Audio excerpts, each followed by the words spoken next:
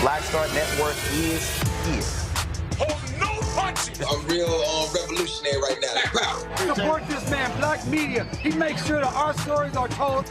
Thank you for being the voice of Black America, Roland. Stay black. I love y'all. All momentum we have now, we have to keep this going. The video looks phenomenal. See, this difference between Black Star Network and Black-owned media and something like CNN. You can't be Black-owned media and be scared. It's time to be smart. Bring your eyeballs home.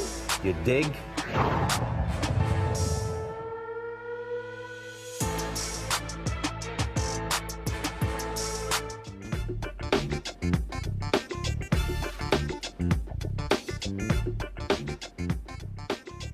It's Thursday, October 3rd, 2024. Here's what's coming up on Roland Martin Unfiltered, streaming live on the Black Star Network.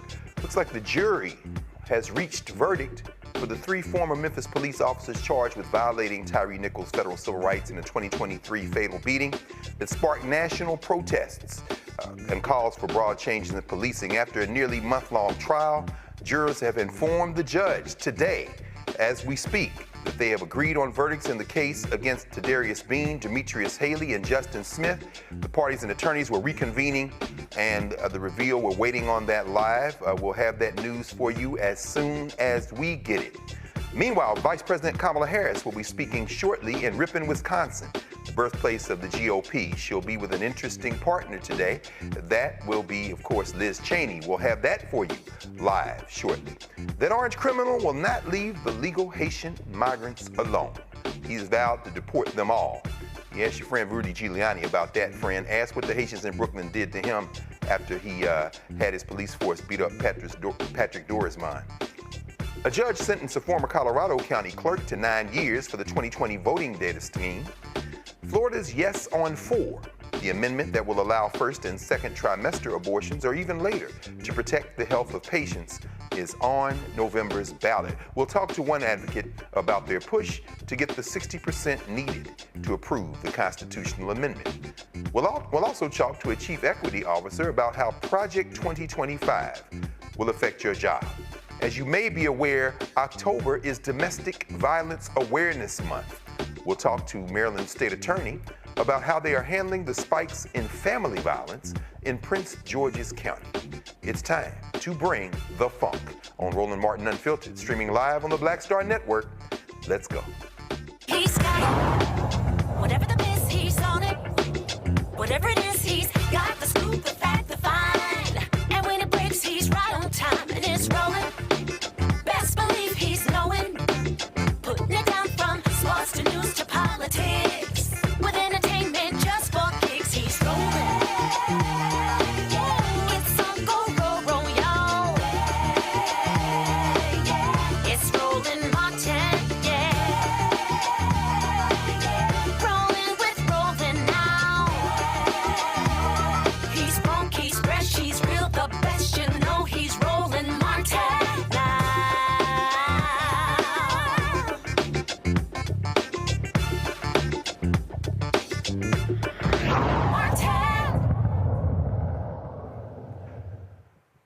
According to the latest Marquette University poll, Vice President Kamala Harris maintains a tight 4-point edge over Donald Trump in Wisconsin.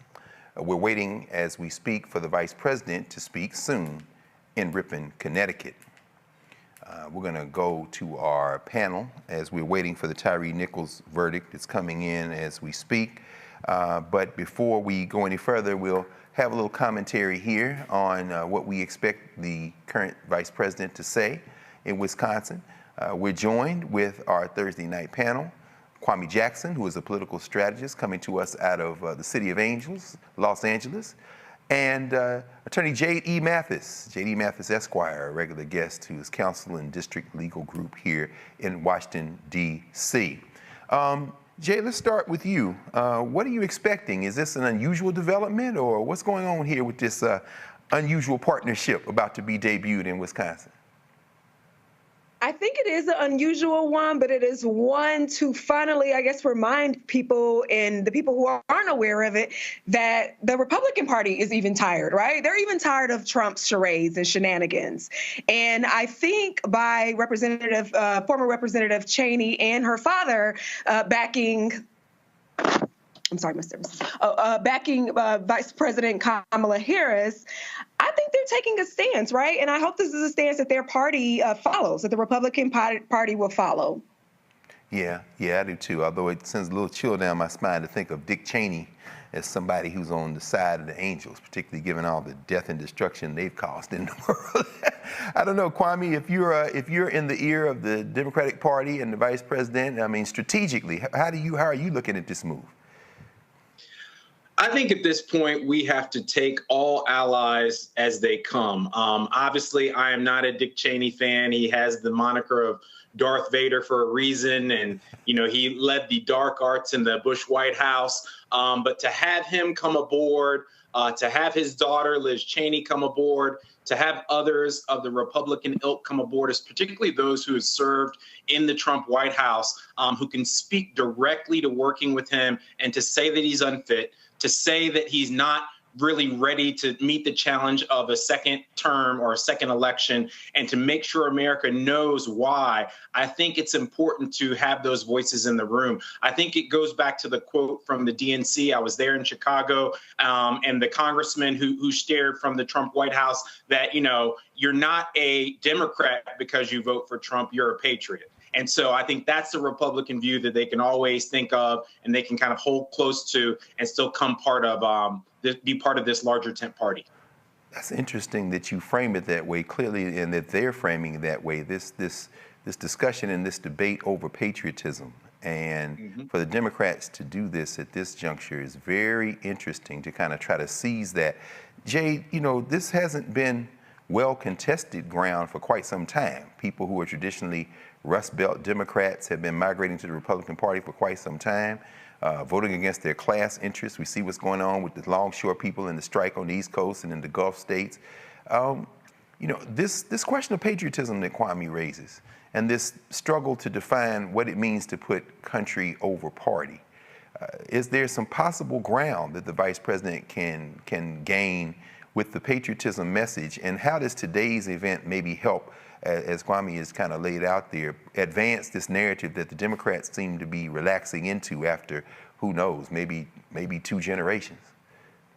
I absolutely some ground. And one thing that I particularly admire is that I think this is showing that Kamala Harris is a person who is able to forgive people and even work with someone who may not be an ally, right? So that she's open-minded, she's progressive, as that is one of her running, you know, her running slogans is that she's progressive, and one of the grounds that she runs on. And I think this is exemplary and personified, like showing her character, her party's character, and showing that, hey, we don't have to agree on everything. However, we can still be civil and work together. And I think that's a great representation of how she would be as a president as well. Well, I tell you, can I jump in? Yeah, absolutely. Please, Kwame, by all means. Yes, sir. What was interesting, I was on the floor at the DNC in Chicago, and I remember 3 particular words in the word cloud, right, in terms of how to rebrand and think about the new Democratic Party. And one that you heard over and over again was patriotism, the use and the reclamation of that word so that Democrats could find the high ground with patriotism as part of their word cloud, as part of their brand. The other one was USA chants. You know, black folk get a little iffy about these USA chants. You know, USA, USA. It gets a little Trumpy in that regard. But they really were trying to reclaim that USA chant, that ground, in terms of echoing patriotism. So that's 2. And then the third one was freedom. And the freedom piece is not just the freedom to be away from something, but the freedom to do something, right? So you get freedom from, government leaning into your reproductive rights. You get freedom from government dictating, the book bans that you should read or what you should be teaching your kids. But you also get the freedom to just be you. Like they said, love who you want to love, be who you want to be, and then just freedom to exist in this society, right? With gun violence in our schools, freedom for kids to go to school without the fear of gun violence. So I think those 3 words, freedom, USA, USA, USA, and patriotism, have been reclaimed by the Democrats. And you see that as part of their word cloud brand. You know, that's interesting, Kwame. Let's widen the circle a little bit, if that's all right. Certainly, we see that the killers of the Israeli military have expanded their strikes. They just hit South Lebanon, just south of Lebanon, a little while ago. It's after midnight over there. Of course, they again striking in Gaza. It's not a surprise, although it is October. But we're within a week of the October 7th attack, of course, by Hamas in Israel. But this response, well, we saw the President of the United States yesterday with the Group of Seven saying that they want renewed sanctions on Iran for Iran hitting Israel. But nobody's talking about stopping arms from Israel. We saw what happened to the Vice President about a month ago in Michigan. When folks were protesting. We saw it again in Arizona, where she kind of had crafted a response that kind of kept this thing in a valence of sorts. She can't break, obviously, break with the president or U.S. formal policy. How do you see this increasing war, this regional war, really, because Israel has by this time invaded yet another country on its list? How is this regional war playing out? I mean, might there be some protesters there today? We know Wisconsin is a diverse state, the college town of Madison. Then you've got, of course, as you say, Milwaukee with all those black folk who might be chanting USA, but may be a little uneasy about this. And then, of course, right to the east, you have Michigan with that heavy Muslim population. How would you advise the Vice President to try to craft this message as Israel seems determined to put its thumb on the scale to help elect Donald Trump? Yep. Is that for me? Yeah, please. Yeah, and then I'll ask you, Jay. So to start that, I mean, I love that we're having this discussion because obviously it's probably the biggest piece of the pie right now leaning into the election as really this whole international pot continues to boil over.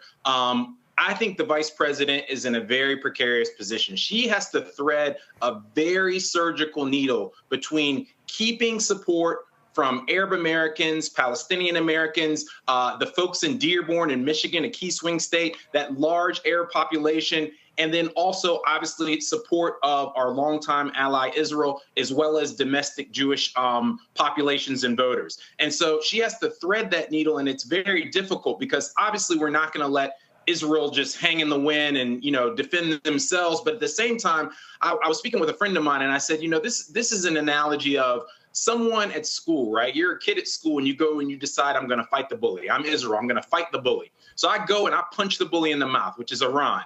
And as soon as I punch the bully in the mouth, I go run to my big brother, which is the USA, and say, hey, now we're ready for the fight. So it's like you're dragging people into something that is going to be a much bigger quagmire, could be a regional destabilization. 30% of the oil that flows through the entire world flows through the Strait of Hormuz, which is the strait right next to Iran. They could shut that down and create an economic calamity. So there are so many ways that this thing can have ramifications that could spill over that would actually tilt the election. So Vice President Harris is in a very precarious position. She has to thread that needle. She has to show support for, a peace plan, for a two-state solution, but at the same time, push for the fact that, Israel needs to pull back from the ledge. It needs to calm down. It doesn't need to have a mega retaliation versus Iran, because that's going to put us in a situation where we will get dragged in regardless. Yeah, I don't think the Donald Trump of Israel, Bibi Netanyahu, has any intention on pulling back.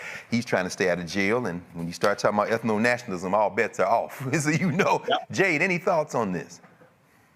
You actually summed it up perfectly, exactly what I was thinking. The only thing that I would add to that is from a Michigan native and a Detroit native right outside of Dearborn, who has the largest population, as you said, of Middle Easterns in the United States of America. That is really going to be, because some of the Muslims in Dearborn are a little more extreme than other Muslims are, but they are very they're very culturally, prideful, and I love that. They have always been great contributors to the industry of Michigan as far as the economy, the businesses, the gas stations. A lot of them are self-owned, the stores there. So I think that is really going to make a big difference, and she's going to have to tread very, very lightly in that aspect. It would be being that Michigan is a swing state. Jay, can we? Jay, this is the art of diplomacy. This is diplomacy at work. Like, how do you do something in such a fluid way? How do you dance? And this is where it's more of a art than it is a science. And so this will really show Vice President Harris's international chops, her ability to embrace diplomacy and start to do that dance very gently, because, this is not going to require a heavy fist action on our part.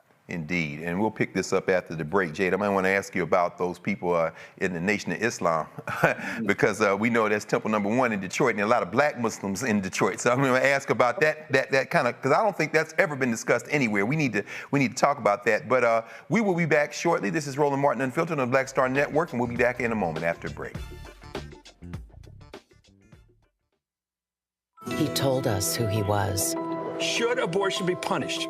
There has to be some form of punishment. Then he showed us. For 54 years, they were trying to get Roe v. Wade terminated, and I did it, and I'm proud to have done it. Now Donald Trump wants to go further with plans to restrict birth control, ban abortion nationwide, even monitor women's pregnancies. We know who Donald Trump is. He'll take control. We'll pay the price. I'm Kamala Harris, and I approve this message. In 2016, Donald Trump said he would choose only the best people to work in his White House. Now those people have a warning for America. Trump is not fit to be president again. Here's his vice president. Anyone who puts themselves over the Constitution should never be president of the United States. It should come as no surprise that I will not be endorsing Donald Trump this year. His defense secretary. Do you think Trump can be trusted with the nation's secrets ever again? No. I mean, it's just irresponsible action that places our service members at risk, places our nation's security at risk. His national security advisor. Donald Trump will cause a lot of damage. The only thing he cares about is Donald Trump. And the nation's highest-ranking military officer. We don't take an oath to a king or a queen or to a tyrant or a dictator. And we don't take an oath to a wannabe dictator. Take it from the people who knew him best. Donald Trump is a danger to our troops and our democracy. We can't let him lead our country again. I'm Kamala Harris. I get it. The cost of rent, groceries, and utilities is too high. So here's what we're going to do about it.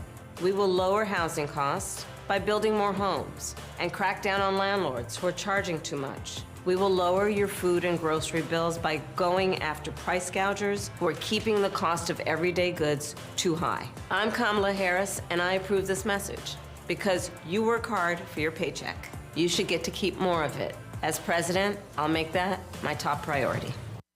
Bob and I both voted for Donald Trump. I voted for him twice. I won't vote for him again. January 6th was a wake-up call for me. Donald Trump divides people. We've already seen what he has to bring. He didn't do anything to help us.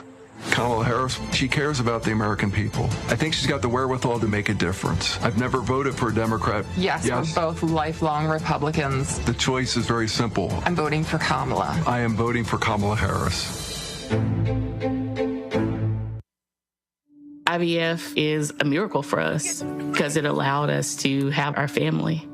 After having my daughter, I wanted more children, but my embryo transfer was canceled 8 days before the procedure. Donald Trump overturning Roe v. Wade stopped us from growing the family that we wanted. I don't want politicians telling me how or when I can have a baby. We need a president that will protect our rights, and that's Kamala Harris. I'm Kamala Harris, and I approve this message. Kamala Harris has never backed down from a challenge.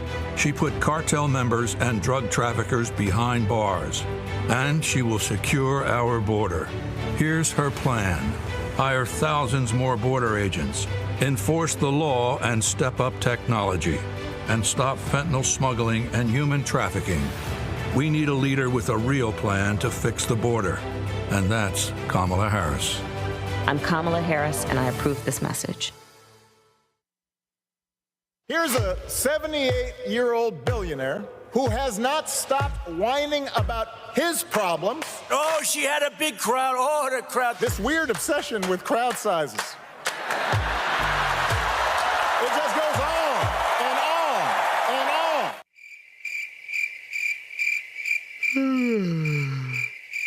America's ready for a new chapter. We are ready for a President Kamala Harris. I'm Kamala Harris, and I approve this message.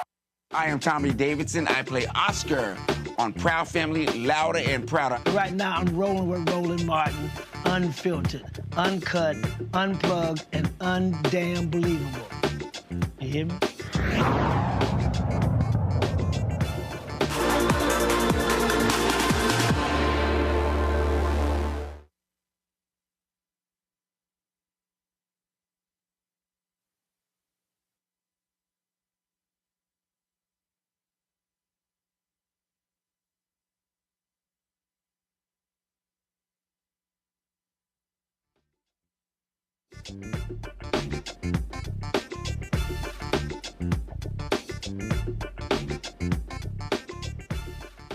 Welcome back to Roland Martin Unfiltered. I'm sitting in the chair for our big brother Roland Martin, Greg Carr, and we're going to continue our discussion. We're waiting while we wait for the vice president to take the stage in Wisconsin.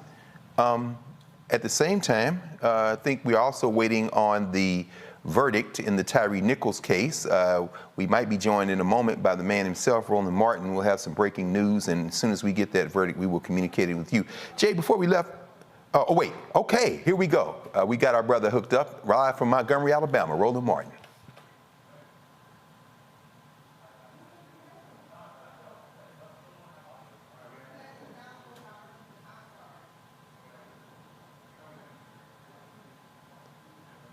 All right, so we're still working out the tech there. You know, Roland traveled. Shout out to the Alabama State Hornets, Hornet Nation. If you did not see Roland's speech from earlier today on the campus of Alabama State University, my mama's home state of Alabama, please go back and check out Black Star Network to watch that speech. We'll have him in a moment. He's still there. So again, we're waiting on the verdict here in the Tyree Nichols case, and the vice president will be taking the stage with Liz Cheney in a moment. Jade, while we have a second, I want to ask you, as we said before the break, you know, I don't know that I've heard anybody talk about the significant Muslim population in Detroit and in Michigan that is black Muslims, going back to the Ahmadiyya movement of the early 20th century. Of course, we know that's Mecca, temple #1 in the Nation of Islam. How should we be thinking about Islam differently if we're talking about Michigan? And could this have some impact in that black Muslim population? Oh, can't hear you. Unfortunately, we're still one of the most still one of the most segregated cities in the country, right? So you have the Dearborn Muslims, which are generally Chaldean, Persian, Pakistani, and of that sort. And then you have the black Muslims, obviously, which the birthplace of the Nation of Islam was Detroit. So one thing is that they have for the past, I would say, 40 years, they've remained pretty separate. However, I would say most recently with the younger Nation of Islam Muslims coming forward, I think they have been collaborating a lot more on what they can do in Detroit and what they are doing, what they're going to work on in the city of Detroit. So I do think that that is an opportunity for an ear there for them to collaborate on that, because I have heard them, you know, discussing and at political events, and they backed each other for those events. So I do think that there's an opportunity there. I just really hope that they seize that opportunity and they take that opportunity. Because as I said, a lot of the Muslim temples in Detroit are more in the inner city areas, whereas in Dearborn, it's more in the Middle Eastern areas. So there's disparity there as well, especially when it comes to, you know, police and law enforcement and those type of things, with the black Muslims probably feeling comfortable crossing over into Dearborn. You know, it's interesting, Kwame, as Jade was walking us through that geography, it's interesting, and think about it. Of course, Rashida Tlaib, who the white press and commercial press will identify with the non-black Muslims, she's in John Conyers' seat, which means there's a lot of black people in her district. I remember being in Detroit about 4 or 5 years ago, just before John Conyers made transition for a reparations conference, and both John Conyers and Rashida Tlaib were at the conference speaking with the people. And people look at her and think, okay, she's with the Palestinians, but no, there's a lot of black people pulled the liver for Tlaib. She's in John Conyers' district. Today, even as we're here right now, Ta-Nehisi Coates, whose book, The Message, just dropped on the 1st of October. He's actually speaking at Howard University at Crampton Auditorium. A lot of young black folk in particular are really grappling with this question of Palestine. The 3rd chapter in his small book, after he spends time in Gorée in Senegal, and then in South Carolina, where his book was, they attempted to ban his book, as we were talking earlier about book banning in the schools. He then goes to Palestine, and he's in Gaza, and he's saying, you know, I'm here, well, West Bank, not Gaza, and he's saying, this is like Jim Crow. This is like apartheid that my parents and their generation. So Kwame, at this moment, with a month to go before this election and early voting has already started, do we need to be paying attention, particularly, as Jade said, some of these younger folk around this question of U.S. foreign policy? And could the vice president be damaged by solidarity politics that might be emerging from some unexpected places?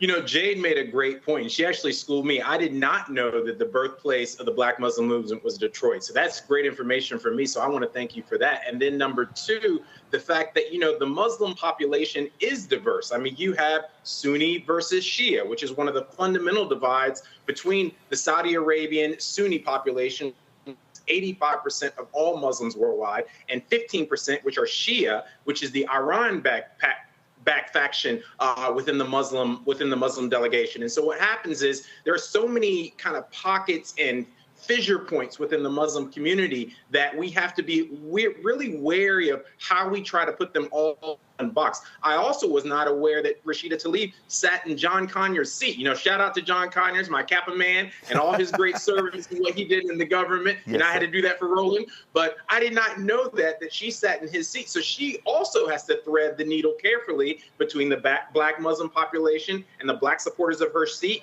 as well as the Palestinian supporters from her own ethnicity. So it's like, it's a very delicate balance as we look all around, but we do know that the fundamental issue that possibly will swing Michigan, besides the economy, besides inflation, is going to be what happens in the Middle East and how we respond, especially in the next, I'd call it 2 weeks. Depending on what happens with the force of the Israeli strike, whether it's more nuanced, whether it's more scaled, then whether it's, you know, just a blunt object, it's really going to determine how Michigan goes within that overall election point. So we're at a very, very precarious time. And like we said, we have to tread lightly and be wise. No question. I mean, there's times like this, we're fortunate we had the Black Star Network so we can have you all on to really get and de-layer this conversation. Because clearly, talk about sledgehammer, CNN, MSNBC, the major networks, they're not going to cover it with this kind of layered subtlety. And when things do to make a turn, they have no way of explaining it. So I'm glad y'all are here. I'm hearing that we're going to toss to our brother Roland Martin. Is that right? Do we have him up now? If so, you all let me know. Okay, very good. So let's continue then. We're going to go. Should we take a break now, or should we move forward? I think. Okay. All right. We're going to keep going then. We're going to move to another population in the non-white world that is receiving a lot of attention here in the United States. A little place called Springfield, Ohio, and folks talking about dogs and cats. Trump is promising to revoke the legal immigration status of Haitians in Springfield, Ohio. And we certainly heard the candidate for vice president among the Republicans say, I don't care whether they're legal or not, I'm going to call them all illegal, which means who they are is illegal. I wonder if that includes your wife. Donald Trump said he's going to deport all of these folk back to Haiti if he returns to the White House. Listen to what the former president said during an interview with News Nation reporter Ali Bradley. Now, these individuals in Ohio, these migrants from Haiti, these people living there from Haiti, do you consider them here legal or illegal? And would you revoke TPS status? Which area are you talking about? Let's say Springfield. In Springfield, what's happening there is horrible. You have a beautiful community, 52,000 people, and about 30,000 people were put into that community rapidly. And the community is so nice, and they want to be so politically correct.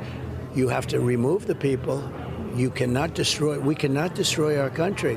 You had a beautiful, safe community. Everyone's in love with everybody. Everything was nice. It was like a picture community. And all of a sudden, in a short period of time, they have 32,000 more people in there. It doesn't work. It can't work. It has nothing to do with Haiti or anything else. It doesn't work.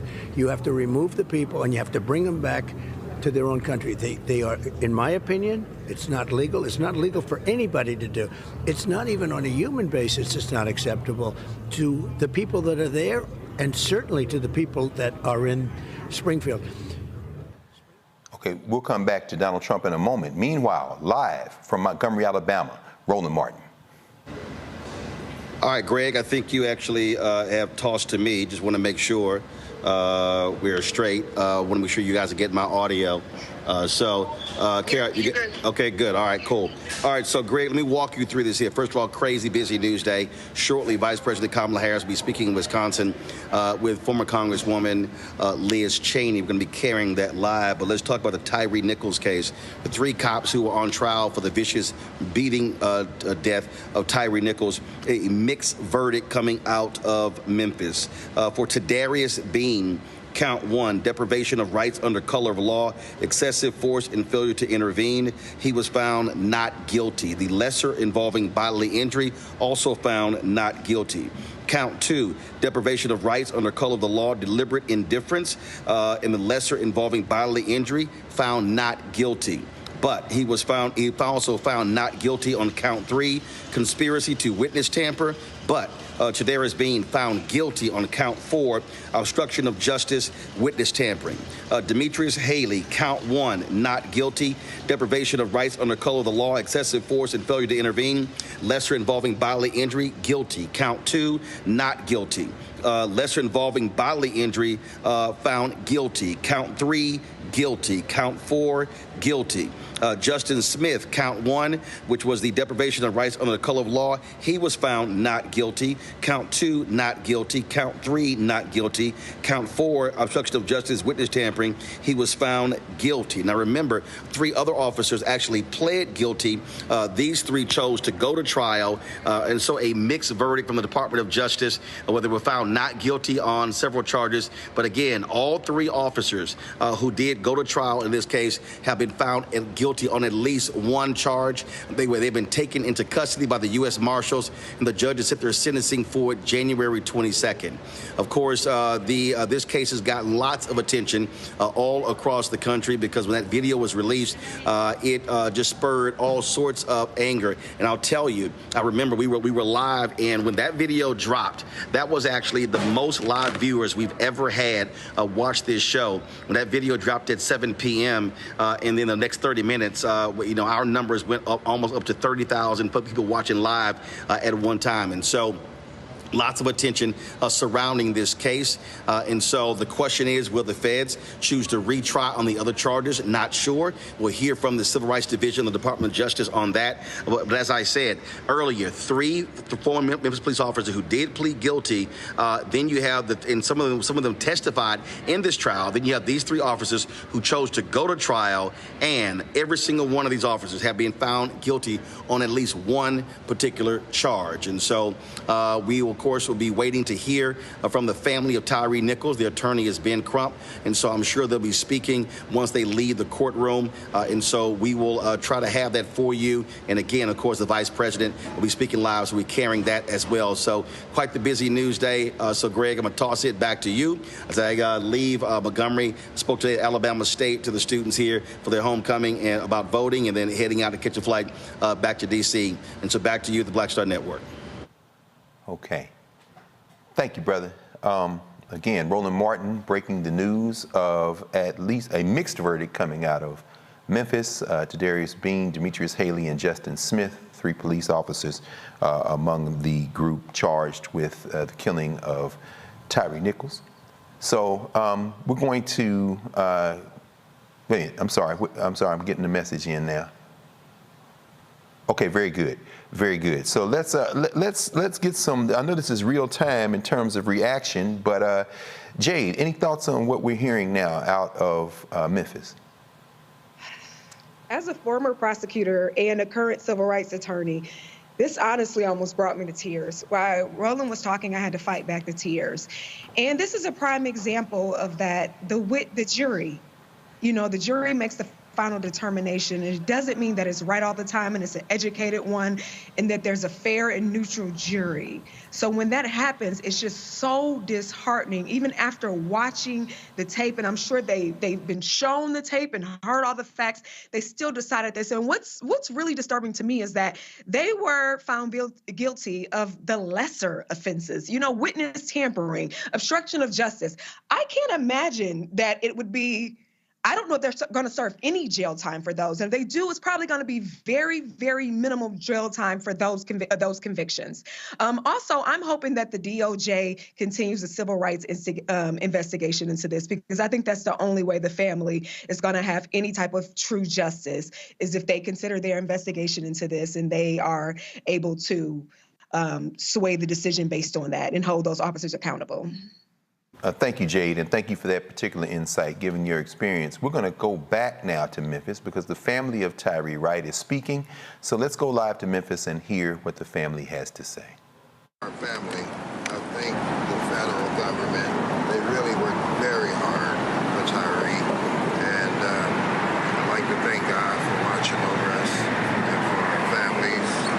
And, like they said, they're all in prison. They're not getting out anytime soon, and it's not over. I'd just like to say, let this be a message to all officers, that, you will reap what you sow. That's right. You just can't go around hurting people and think that you're not going to be accountable for it. So let this be a message, because Tyree's death did not go in vain. That's right. Now you hear from his sister, Kiwana. Kiana. I just want to say, I don't know if I'm happy, but it's a bittersweet day. I'll never get my little brother back. But to see those officers held accountable for what they did, put our family through, did give us some hope for the future, and maybe this won't ever happen to another family in the future. But I just so thankful. I was smiling when I saw them get taken away, because that's just one of the things that they did. What they did to my brother was wrong, and to see them go into custody and be held accountable was anything and everything that my family could ask for. Justice for Tyree Nichols. Justice for Tyree Nichols. We'd like to thank all the activists, all the state representatives, everybody, all the faith-based community, everybody who stood for justice, to say that Tyree deserved humanity, Tyree deserved his constitutional rights, and Tyree deserved to get home to his mother and father. Ms. Ripon, would you like to say the last word? I just want to say to all of you guys, thank you so much for covering this story the correct way, and I appreciate the love and everything that you guys have given our family, and to the community of Memphis, thank you for all the prayers and all the love. Just thank you so much. We appreciate it all. Anything else, Corey? Anything else, family? No. Justice for Tyree Nichols. Justice for Tyree Nichols. Justice for Tyree Nichols. Justice for Tyree Nichols. Justice for Tyree Nichols. Justice for Tyree Nichols. Jade, I think we echo your hope that the federal government will be involved. We heard there Ben Crump, who Al Sharpton, I think today is Reverend Sharpton's birthday actually, who Al Sharpton has called Black America's Attorney General. That's the outside approach, one approach, but the person from the inside who probably deserves that name as much as anybody in the country, Kristen Clark, who is actually the Attorney General for Civil Rights. Let's hope Kristen Clark gets involved in this, in fact, because we know that those officers were acquitted of the most serious charge, as you say, violating Mr. Nichols' civil rights by causing his death.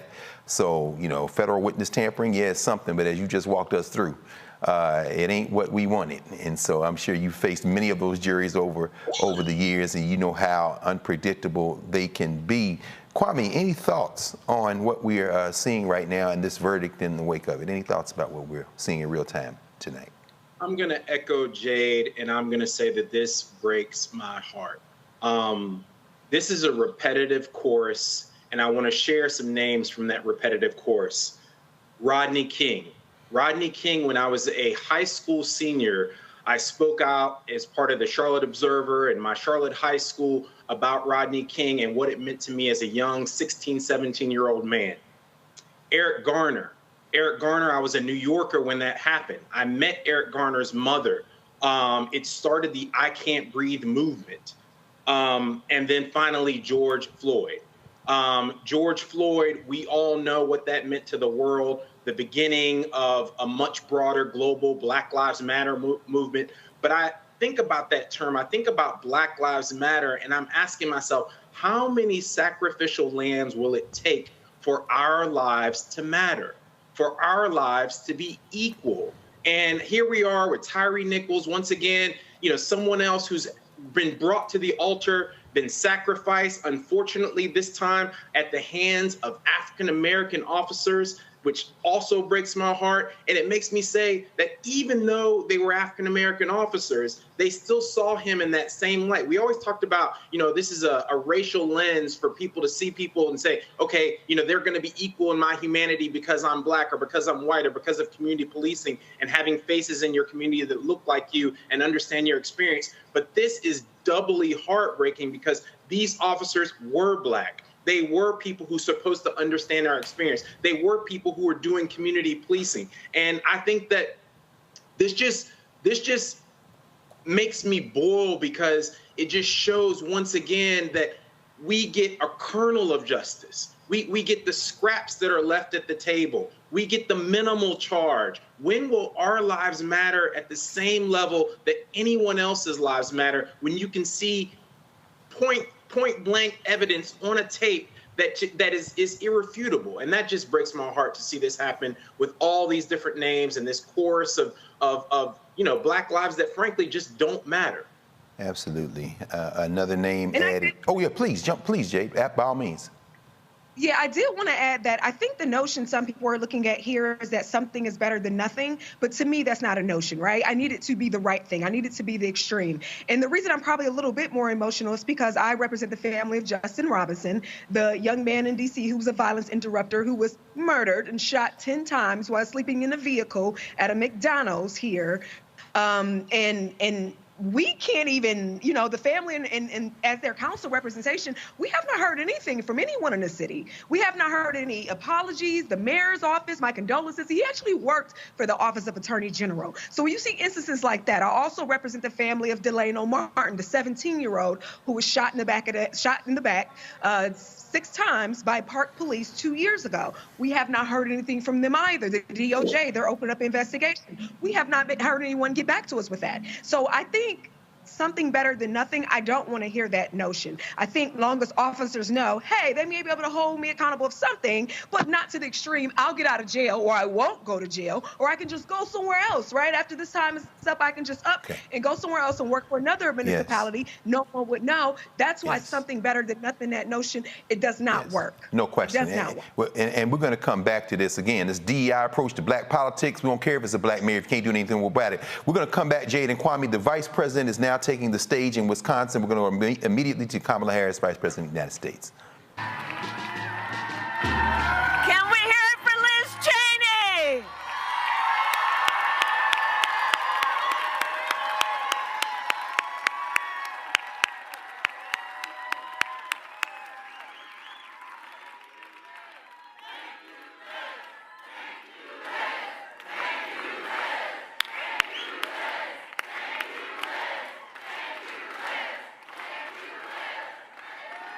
It is so good to be back in Wisconsin. I thank you, everyone, for being. Please have a seat. I thank you all for being here. But I have to emphasize that every time I come here, and Liz, I was actually a kid here too when my parents were at the University of Wisconsin, so we have that in common as well. In fact, Tony Evers always says when I land, "Welcome home." But I say all that to say every time that I've come here recently, one of the conversations that we have, all of us together, is how much we love our country, and that really is the binding factor in us all being together and taking the time to be together to really just renew and remind everyone of what is at stake, but born out of love that we have this fight. And I want to thank you, Liz Cheney, for reminding us that regardless of party affiliation, is a factor that binds us all. And so I thank you for your support and your leadership and your courage.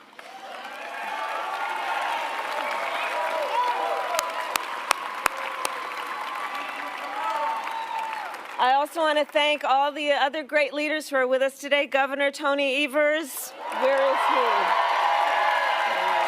Thank you. Mayor Grant, thank you for the warm welcome. I want to thank Senator Tammy Baldwin, who is traveling around the state, but who I know you will re-elect in November. Thank you, Sheriff Mitchek, for your support and your life of service to the people of Iowa County. And so I do want to say a bit more about Liz Cheney. You all know her leadership, and she has obviously and so importantly been a leader for the people of Wyoming, but she has also been an extraordinary national leader and has served with great honor.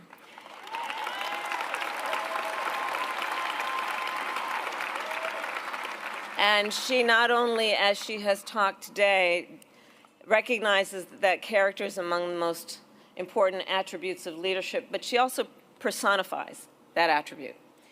And she possesses some of the qualities of character that I most respect in any individual and any leader.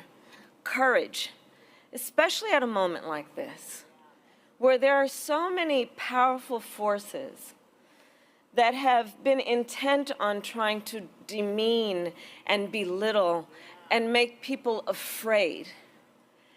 And there are many who know it is wrong, and then there are those who have the courage to speak out loudly about it and the conviction to speak truth.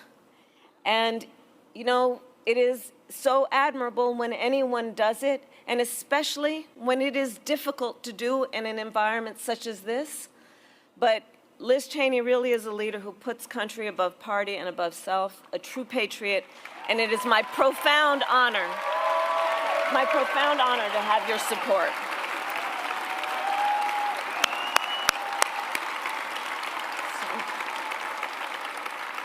And I also want to thank your father, Vice President Dick Cheney, for his support and what he has done to serve our country. Every endorsement matters, and this endorsement matters a great deal, Liz, and it carries a special significance because, as you said, we may not see eye to eye on every issue, and we are going to get back to a healthy two-party system, I am sure of that, where we will have vigorous debates.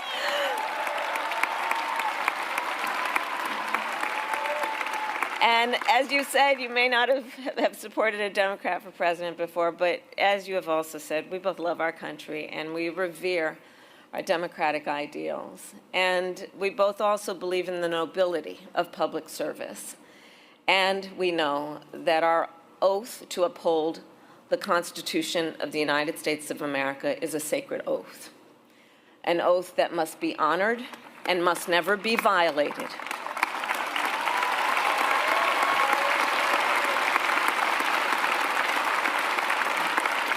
And your words today and the reason we are all here today, I think really do underscore perhaps one of the most fundamental questions that is facing the American people in this election.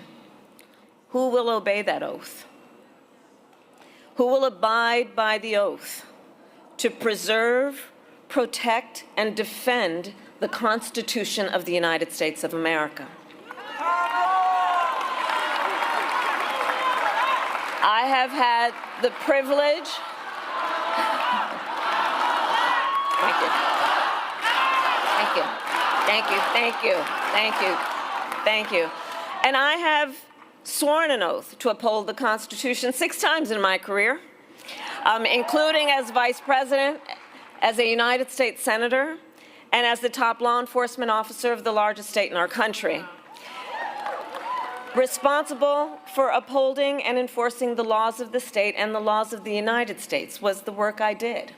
And I have never wavered in upholding that oath. And I have always executed it faithfully and without reservation.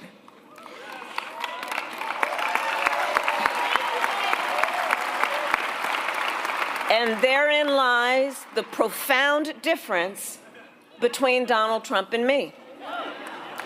He who violated the oath to uphold the Constitution of the United States of America. And make no mistake, he who, if given the chance, would violate it again. Donald Trump lost the 2020 election.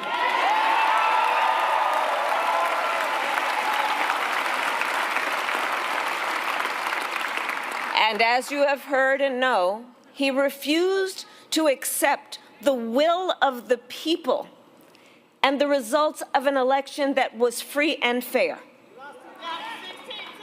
As you have heard, he sent an armed mob to the United States Capitol, where they assaulted law enforcement officers. He threatened the life of his own vice president and refused to engage in the peaceful transfer of power. And let us be clear about how he intends to use power if elected again. He has called for jailing journalists, political opponents, anyone he sees and deems as being an enemy. He has pledged to destroy the independence of the Department of Justice. And he called for deploying our active duty military against our own citizens.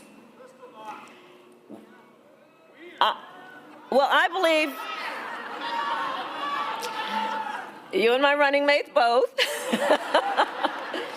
Well, listen, I believe that anyone who recklessly tramples on our democratic values as Donald Trump has, anyone who has actively and violently obstructed the will of the people and the peaceful transfer of power, as Donald Trump has, anyone who has called for, I quote, termination of the Constitution of the United States, as Donald Trump has, must never again stand behind the seal of the President of the United States. Never again.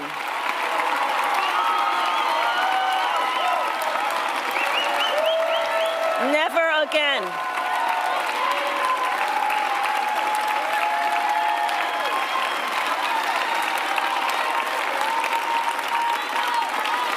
And the tragic truth that we are facing in this election for President of the United States is that there is actually an honest question about whether one of the candidates will uphold the oath to the Constitution of the United States. That is the tragic truth of this election, that this is actually an honest question that we are having as Americans.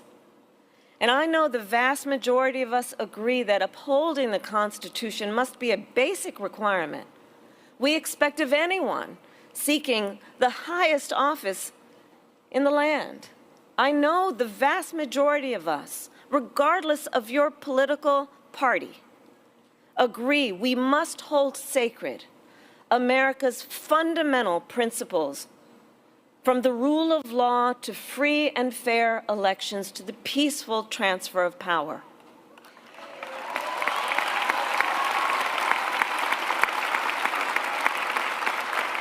And if you share that view, no matter your political party, there is a place for you with us and in this campaign, because those principles, I know, unite us across party lines. And in this election, I take seriously my pledge to be a president for all Americans. My entire career,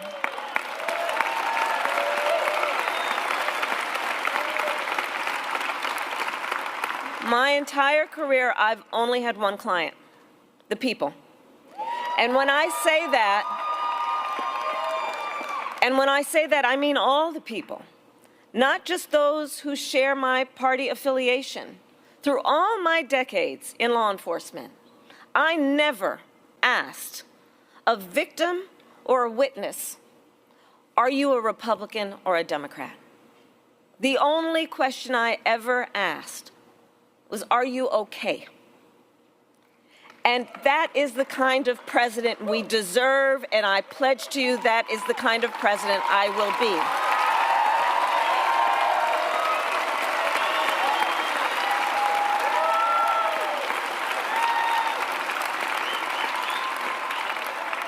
Because the President of the United States must not look at our country through the narrow lens of ideology or petty partisanship or self-interest.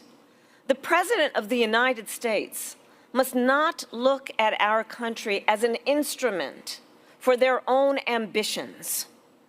Our nation is not some spoil to be won. The United States of America is the greatest idea humanity ever devised. The nation that inspired the world to believe in the possibilities of a representative government. And so, in the face of those who would endanger our magnificent experiment, people of every party must stand together. And let me be clear, democracy and freedom are not only at stake here at home, they are also at stake around the world. As President of the United States, I will strengthen, not abdicate, America's global leadership.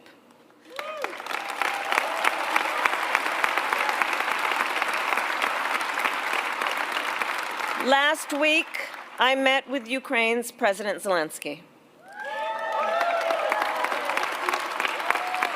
And the message I delivered was the same message I've shared with him every time I've seen him. I stand with Ukraine, and I always will.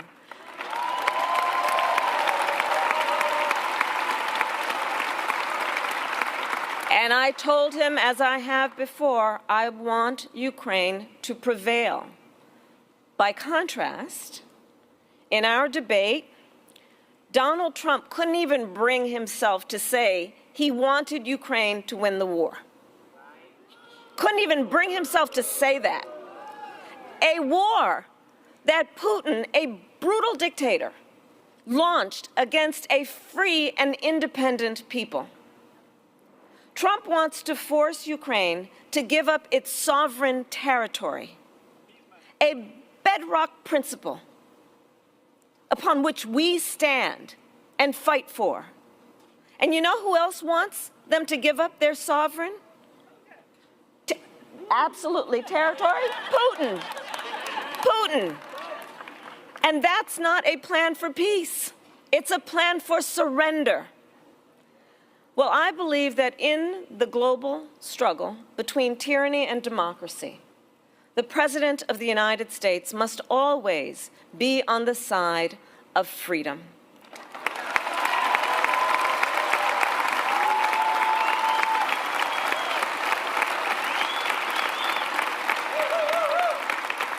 So we are gathered here today in Ripon, not far, as the Congresswoman mentioned, from a small building where the Republican Party was born in 1854. Liz Cheney stands in the finest tradition of its leaders. And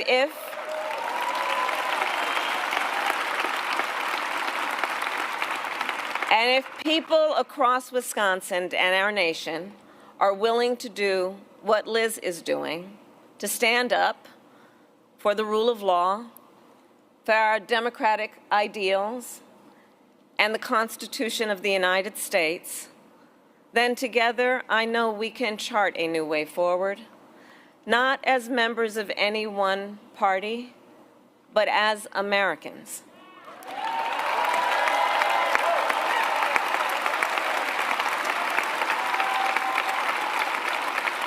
Americans who are united in our devotion to the country we love. I thank you all. May God bless you, and may God bless the United States of America.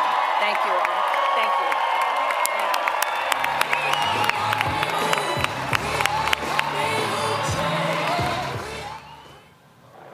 you. Well, there we have it. The Vice President of the United States, Kamala Harris, with Liz Cheney, former Congresswoman from Wyoming, ironically standing over the Vice President's left shoulder, to the left of President Harris, although we were looking at her and she was to our right, hitting some major themes there.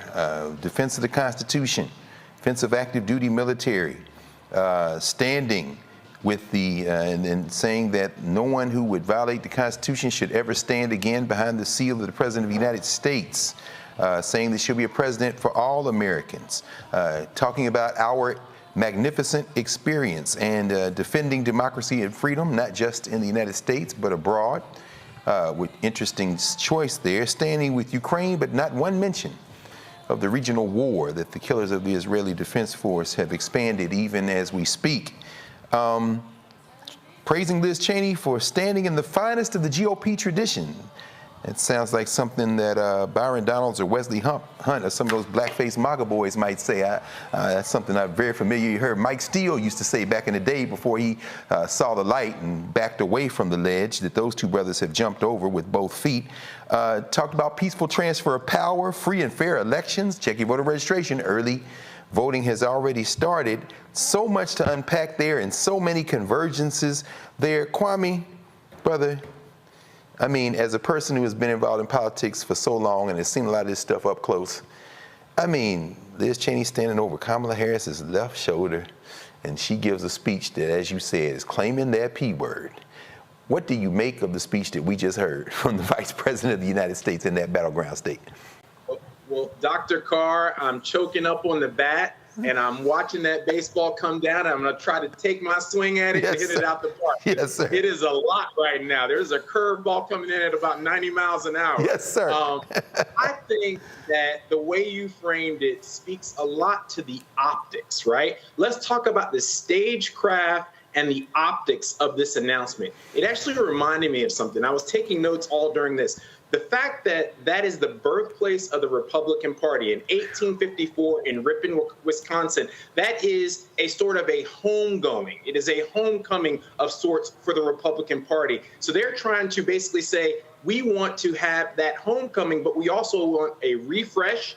We want a reset, and we want to reclaim our brand. So they're doing that in the center of where they started. And it actually reminded me of the stagecraft and the brilliant optics behind President Obama launching his campaign at the birthplace of Lincoln way back, many, many years ago. And so seeing that same stagecraft and the importance and the nuance and the kind of brilliance of the cinematography around it really shows you that the Republican Party is trying to reset, and Vice President Harris is trying to claim as many people in that bucket as they reset as she can to possibly come over to her side for this election. So I think the choice of Ripon, Wisconsin, I was wondering where that was, why that was important. We all know Wisconsin's a swing state, but the fact that it's a homegoing, a reset, a refresh for the Republican Party, I think is very powerful in terms of the message they sent forward.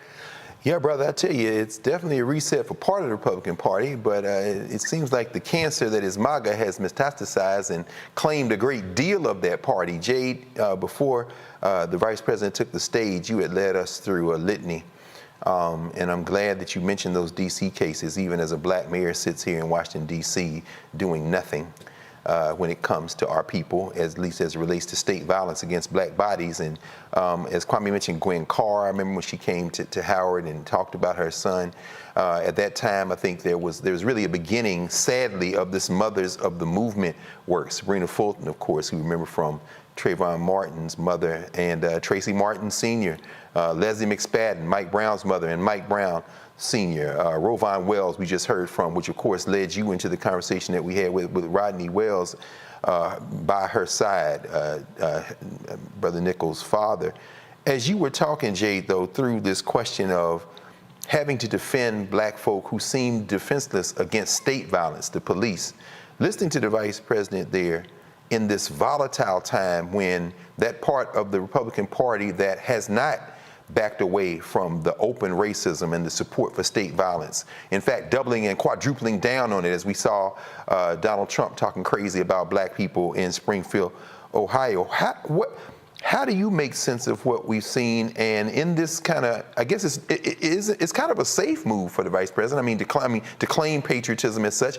But how are black people, people undecided, how are the black people being misled by misinformation, particularly younger voters? Some of these cats are saying, I don't care what she says. Can you save us from the police? You ain't talking about that.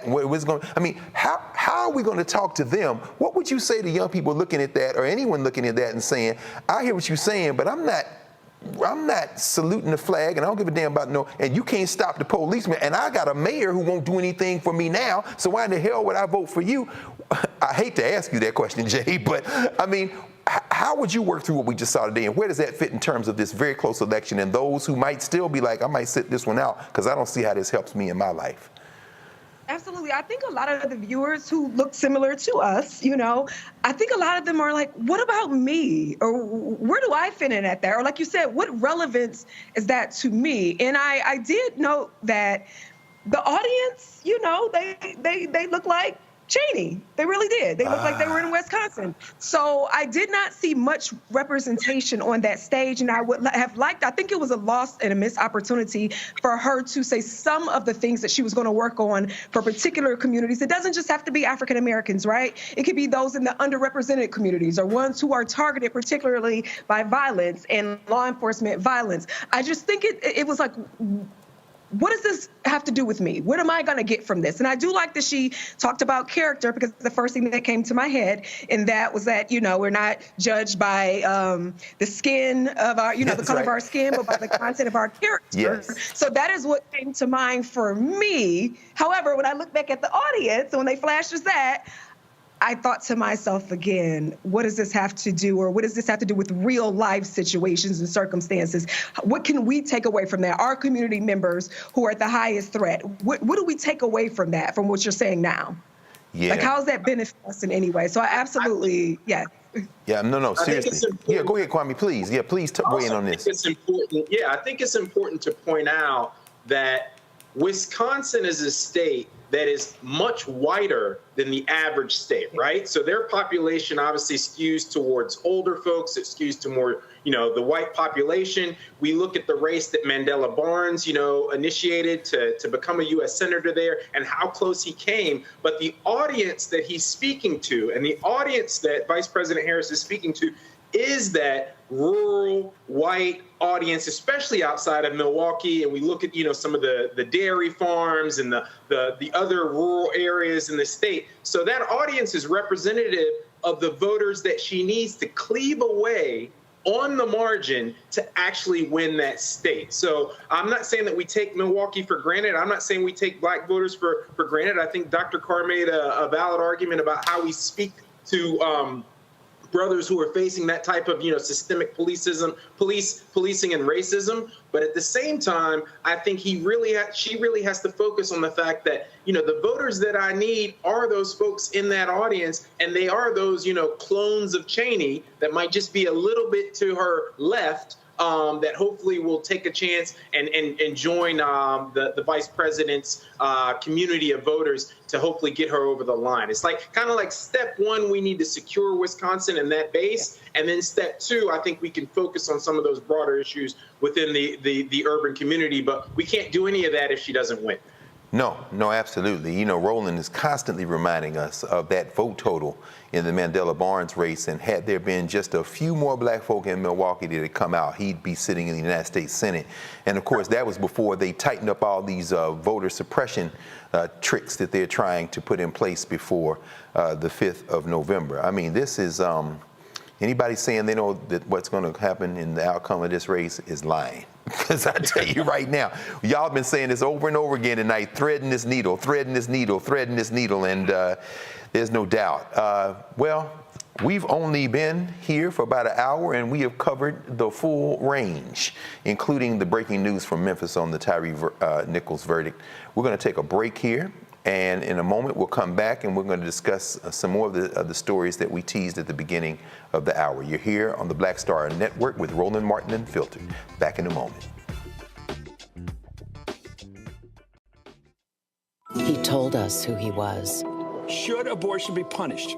There has to be some form of punishment. Then he showed us. For 54 years, they were trying to get Roe v. Wade terminated, and I did it, and I'm proud to have done it. Now Donald Trump wants to go further with plans to restrict birth control, ban abortion nationwide, even monitor women's pregnancies. We know who Donald Trump is. He'll take control. We'll pay the price. I'm Kamala Harris, and I approve this message. I approve this message. In 2016, Donald Trump said he would choose only the best people to work in his White House. Now those people have a warning for America. Trump is not fit to be president again. Here's his vice president. Anyone who puts themselves over the Constitution should never be president of the United States. It should come as no surprise that I will not be endorsing Donald Trump this year. His defense secretary. Do you think Trump can be trusted with the nation's secrets ever again? No. I mean, it's just irresponsible action that places our service members at risk, places our nation's security at risk. His national security advisor. Donald Trump will cause a lot of damage.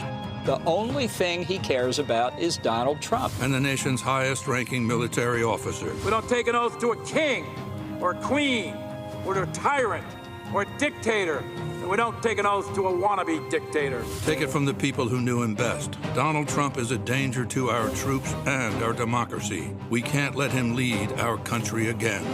I'm Kamala Harris, and I approve this message. I get it. The cost of rent, groceries, and utilities is too high. So here's what we're going to do about it. We will lower housing costs by building more homes and crack down on landlords who are charging too much. We will lower your food and grocery bills by going after price gougers who are keeping the cost of everyday goods too high. I'm Kamala Harris, and I approve this message because you work hard for your paycheck. You should get to keep more of it. As president, I'll make that my top priority. Bob and I both voted for Donald Trump. I voted for him twice. I won't vote for him again. January 6th was a wake-up call for me. Donald Trump divides people. We've already seen what he has to bring. He didn't do anything to help us.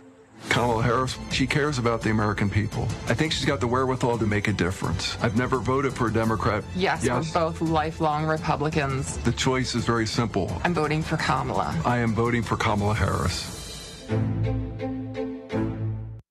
This is Essence Atkins. Mr. Love King of R&B, Raheem Devon. It's me, Sherry Shepherd, and you know what you watch. You're watching Roland Martin, Unfiltered.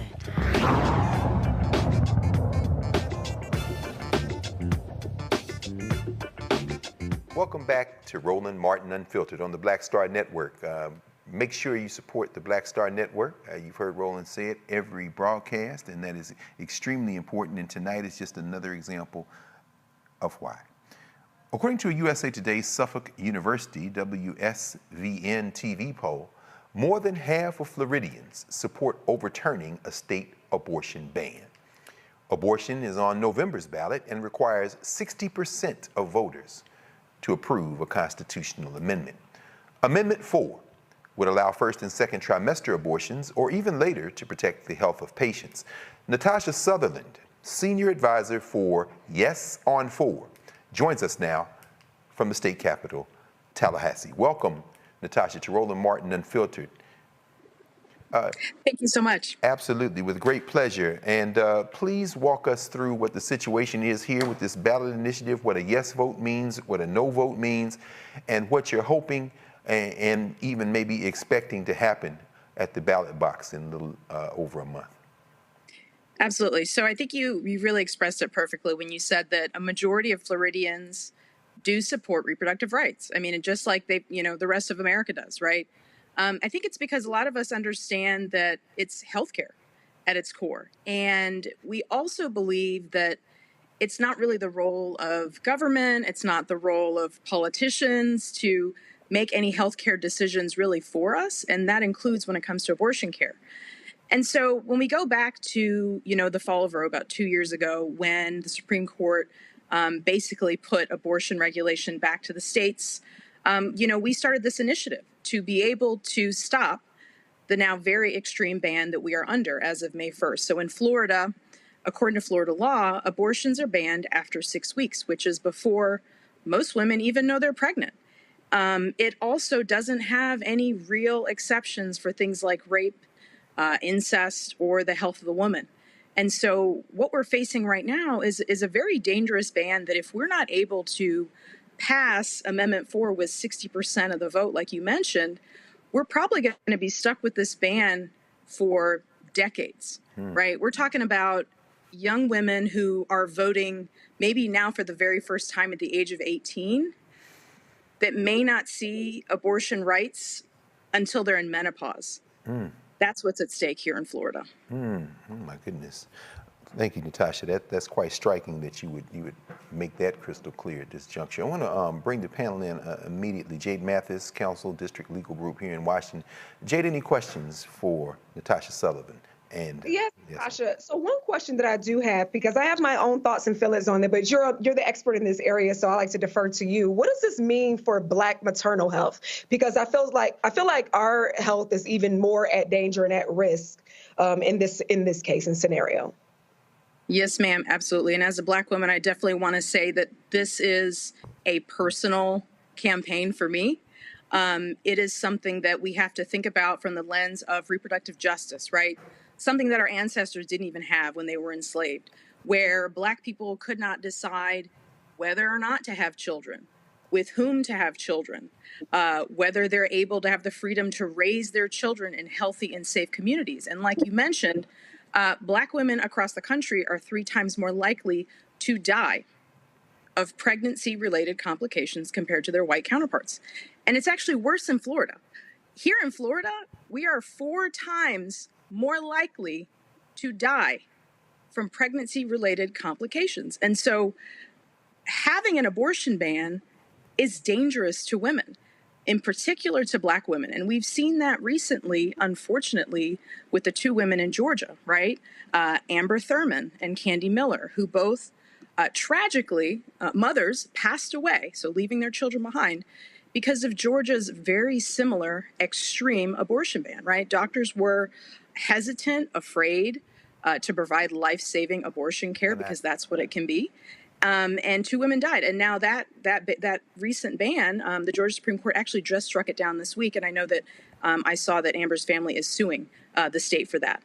So, you know, the stakes couldn't be higher for Black people, for Black women, families. And so we're really doing everything we can to fight back down here. Thank you for that, because I think people forget that, you know, I feel like it's a war on marginalized inner city and rural communities, right? Because as we know, you're forcing women of our community to carry this full term. However, there's a high percentage of a chance, sometimes they may have a genetic deficiency that's more prevalent in our community, right? Like sickle cell anemia or cerebral palsy, where 1 out of every 12 births will have one. So I think that's something to keep in mind too. And that kind of changes the context, in my opinion, of what that attack is going to be on.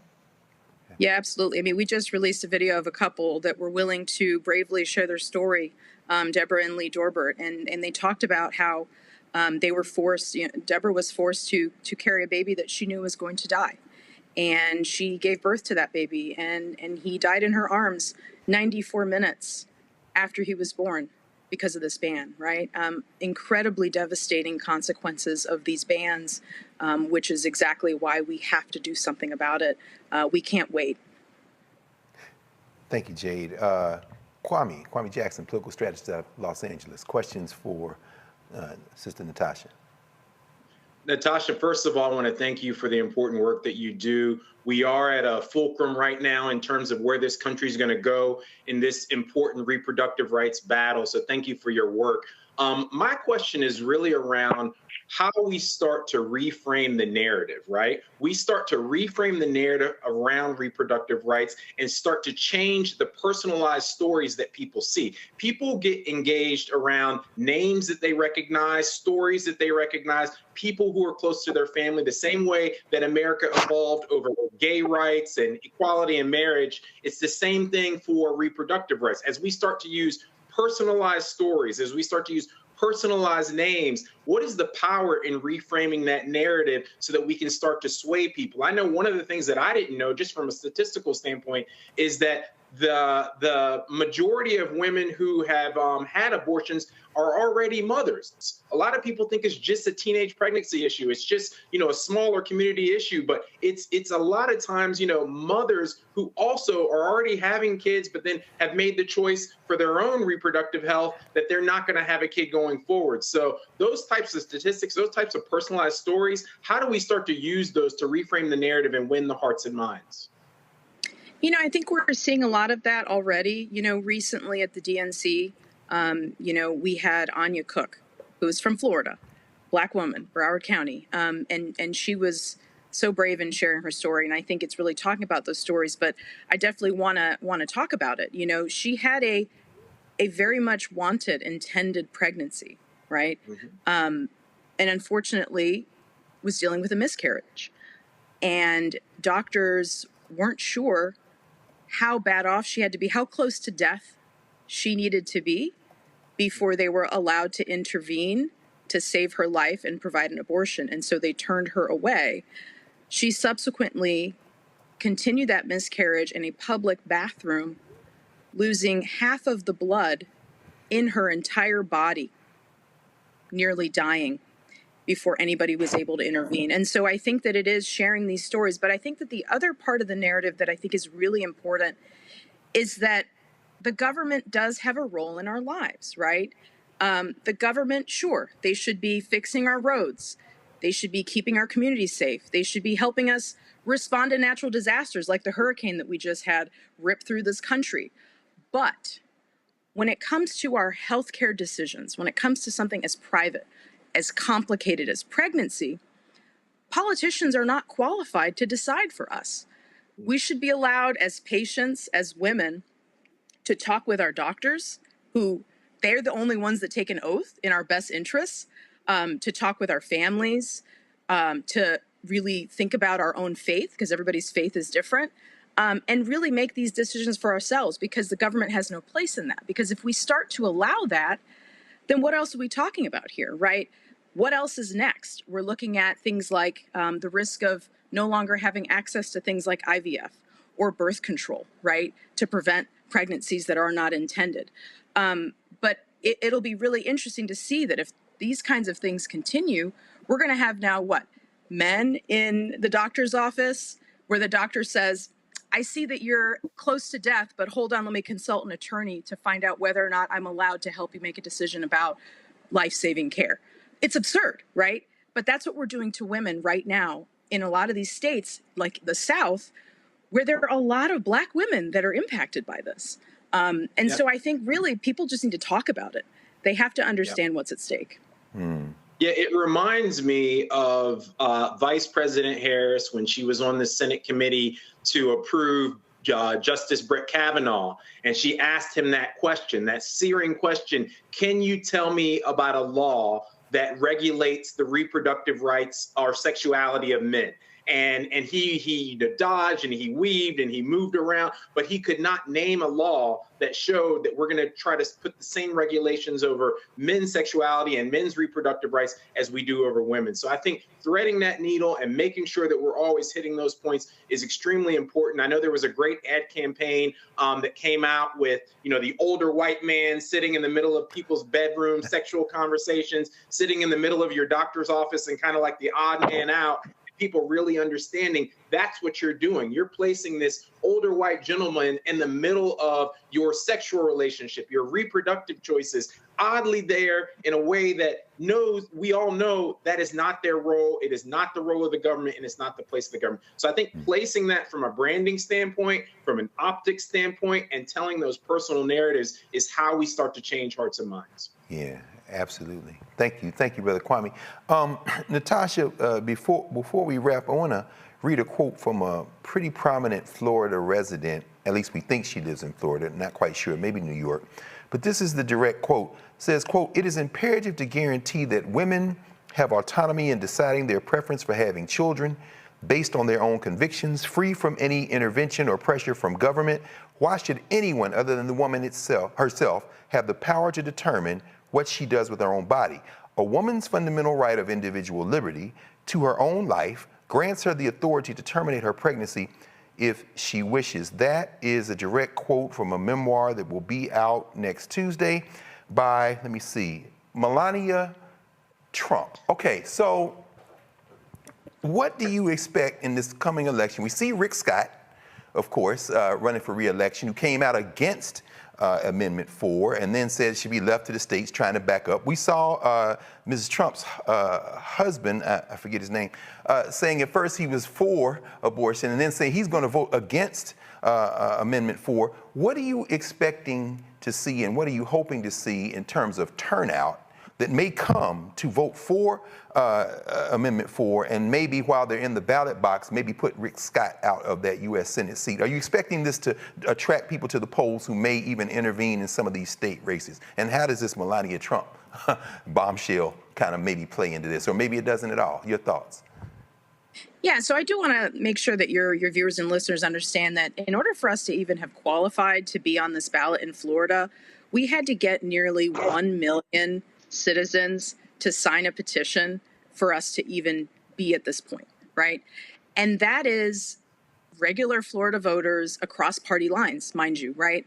That's Republicans signing this, that's Democrats signing this, and it's independents signing this. So I think it's really interesting where politicians or folks that are connected to politicians have, whatever commentary they have about it, but we know where the people are with this issue. We understand what's at stake here. And we also know that we're going to have to pass this with 60% of threshold. And so we have had a very significant ground game here in Florida ever since qualifying May 1st. We have actually done over 1.4 million voter contact attempts, 1 million of those with voters, with volunteers. And so we are knocking on doors regardless of party affiliation, regardless of language, regardless of what color folks are. And when they find out that, number one, there is an extreme abortion ban currently in law in the state of Florida, they immediately understand they have to vote yes on 4. And so hopefully while they're there, they're making other very important decisions. Yes. And not to mention, there are also folks that might be turning out for the marijuana amendment, right? So we have 2 important amendments to our Constitution that were brought on by citizens, Amendment 3 and 4, out of the 6. The other ones, the politicians put on the ballot. So I think it'll be really interesting to see the folks that are able to actually make their own decisions about these policies. I mean, this is the best example we have in Florida of direct democracy, really. Yeah, absolutely. Democracy in action. Dr. Carr. Yes, please, Kwame. Can I jump in on a closing note there? Please, with pleasure.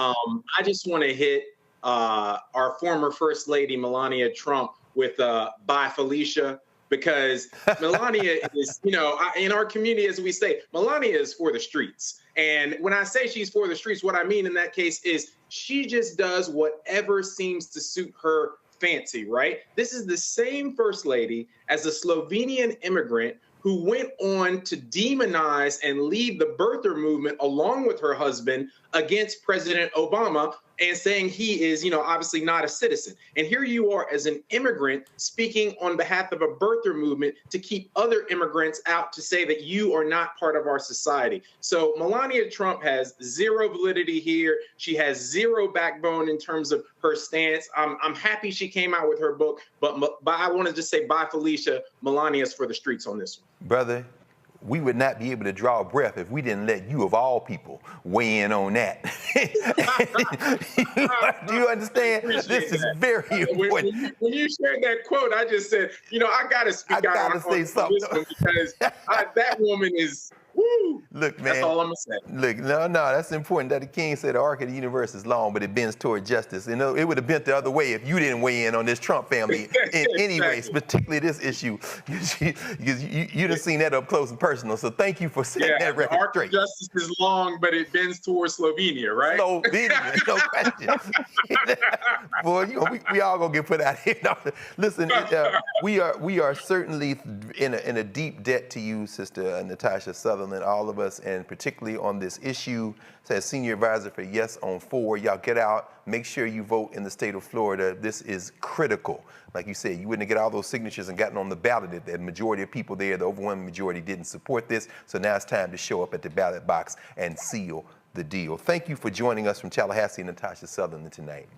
Thank you so much. Yes on 4, folks. Absolutely. Yes on 4. No question. And 3, right. Hey, look, man, it's so funny you say that. Before we go to break, I remember when when Barack Obama won the election in 2008, and we were at Howard in the Student Center. And of course, all the young people are excited. Many of them the first time they got to vote. And when the ballot initiative for marijuana passed in Colorado, you couldn't hear the television, the big screen. All you saw was a marijuana leaf. And I think that cheer was actually louder than the one for when the president went over the top. But at any rate, so yeah, a lot of people come to the ballot box for a lot of reasons. But remember, yes on 4. Yes, indeed. So we'll be back in a moment here at the Black Star Network. Roland Martin Unfiltered. Back in a moment. Winners never back down from a challenge. Champions know it's anytime, any place. But losers, they whine and waffle and take their ball home. Trump now refusing to debate a second time. He did terribly in the last debate. He's so easily triggered by Kamala Harris. Well, Donald, I do hope you'll reconsider to meet me on the debate stage. If you've got something to say it to my face. I'm Kamala Harris, and I approve this message. There's nothing socialist about Kamala Harris. Trump says Harris is a radical. I don't buy it. Conservatives have a supermajority on the Supreme Court. With a likely Republican Senate, those checks and balances will keep our country sane. If Trump wins, he could end up with total control. I'm a conservative. I don't agree with Harris on everything, but she was a tough prosecutor and she put bad guys in prison. I voted for Donald Trump 3 times. I'm voting for Kamala Harris in November. Now, I'm voting for Kamala Harris this fall. Here's a 78-year-old billionaire who has not stopped whining about his problems. Oh, she had a big crowd. Oh, the crowd. This weird obsession with crowd sizes. It just goes on and on and on.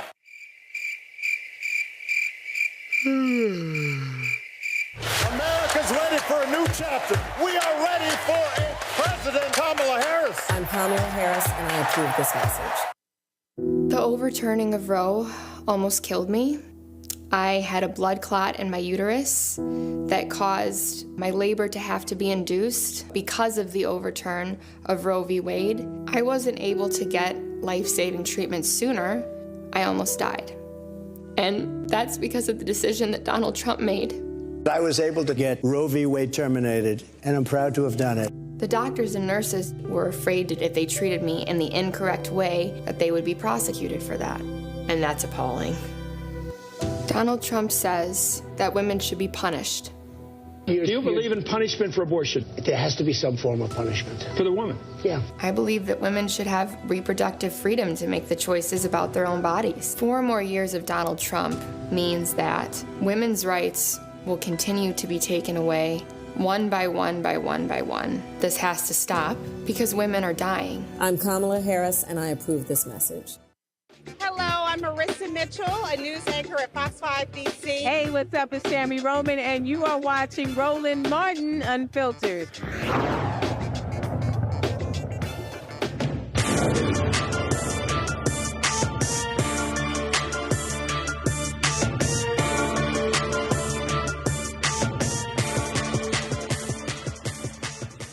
Welcome back to Roland Martin Unfiltered here on the Black Star Network. In our ongoing coverage of Project 2025, we are going to now drill down a little bit on the question of employment. Project 2025, as we know, the 922-page detailed right-wing proposal of drastic changes for the next Republican president to implement will impact everyone in every aspect of our lives, including our employment.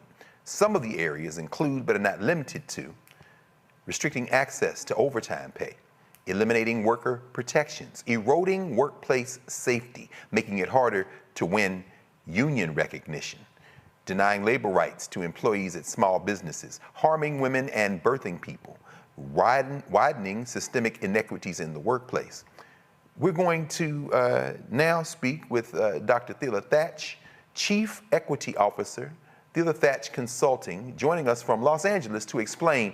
Dr. Thatch, Thela, I'm sorry. I should know. I know better than that. I can read, and I see the diacritic mark over the A. Thela, exactly. Is that right? Thela. Thela, like Pele. Not really. Close. Thela. Okay. All right. But you know what? Since my mama raised me right, and I see that DR in front of your name, we're going to refer to you as Dr. Thatch, for the Chief Equity Officer. Thatch Consulting joins us from Los Angeles to explain.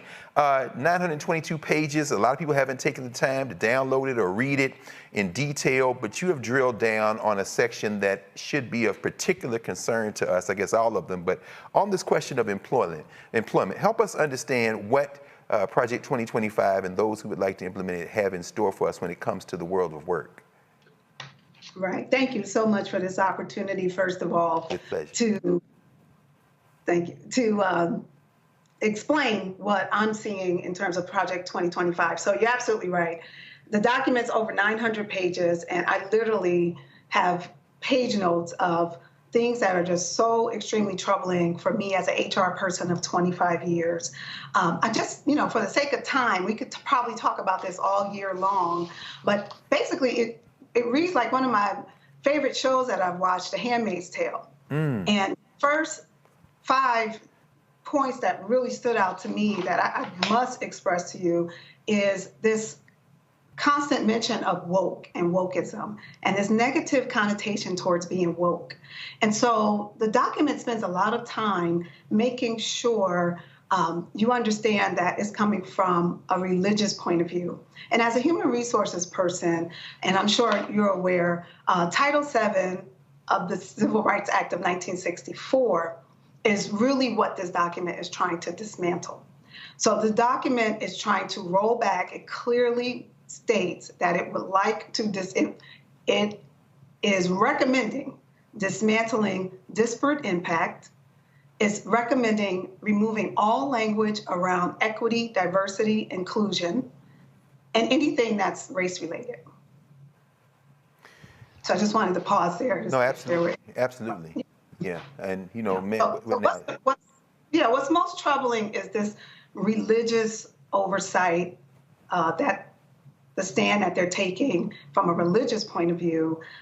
So some things in there that was just blew my mind. Now, I grew up in a Baptist church. I believe in the Sabbath, but under Project 2025, the Sabbath will be mandatory in workplaces. Wow. Exactly. So that I literally have the page numbers. It's like on page 583. So that's something that I'm just really appreciate being in front of you in this audience, because some of the feedback that I'm getting is people don't understand that Project 2025 is an actual document created by the Harris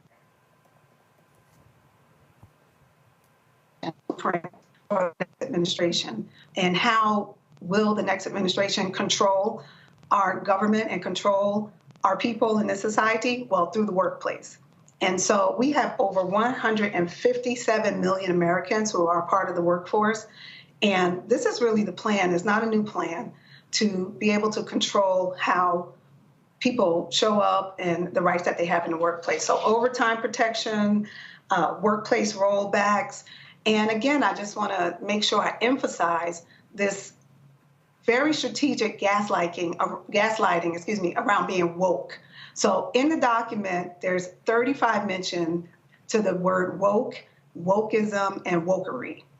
And the way I read that as a professional, as a doctor, is that they want us to stay asleep. And so that's really the intent.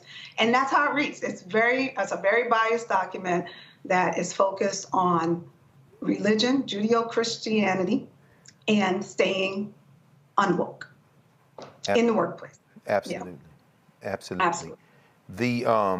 It's interesting because remember, and I'm sure we all remember, I think 2020, the Lady of Guadalupe case out there in California, I think, where they had the religious exemption allowed them to, I think it was deprive the teacher of contraception, if memory serves me correctly. But I mean, it seems like this Roberts Court, which some people, David Brock among others, are calling the Thomas Court, really, but are running a great deal of this through the First Amendment. So the whole idea that I can use my religion to hide behind and discriminate against you, but that is a bombshell for folks who have not read Project 2025, that they want to now reach and prevent people from having employment based on these religious views. Could you walk us through some more of the work here? I mean, we saw some of the question of harming women and birthing people.